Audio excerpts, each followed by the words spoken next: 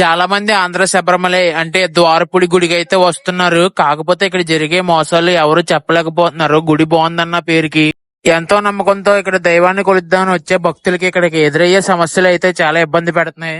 ఈ ఒక్క ప్రదేశంలోనే అన్ని రకాల దేవుళ్ళ గుళ్ళు ఉండడంతో భక్తులందరూ ఇక్కడికి రావడం మొదలు పెట్టారు. ఇదే వాళ్ళకి ఒక వరంగా మారింది. దాన్నే వ్యాపారంగా మార్చారు ఇప్పుడైతే.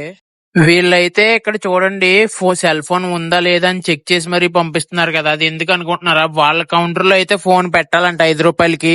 గర్భగుడిలో కూడా ఐస్ క్రీమ్ అమ్మేస్తున్నారు ఇక్కడ అయితే. చూడండి ఇది ఎంత అన్యాయం. మీరు ఏదన్నా ఫ్రీగా దగ్గరుండి చూడాలంటే అది ఈ ఒక్క నంది మాత్రమే, అది గుర్తుంచుకోండి.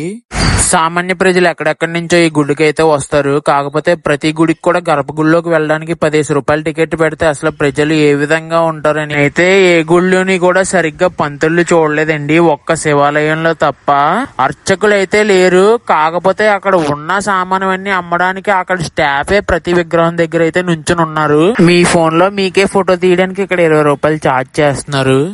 ఈ గుడికి తెలియని వాళ్ళు ఎవరైనా వెళ్తే ఈ మోసాలన్నీ మర్చిపోకండి. ప్రతి దిక్కున ఇక్కడ డబ్బులే ఎక్కువ వసూలు చేస్తున్నారు. చిల్లరగన్నా సరే చివరి ఆఖరికి మీ దగ్గర 200 ఖాళీ అవుతాయి.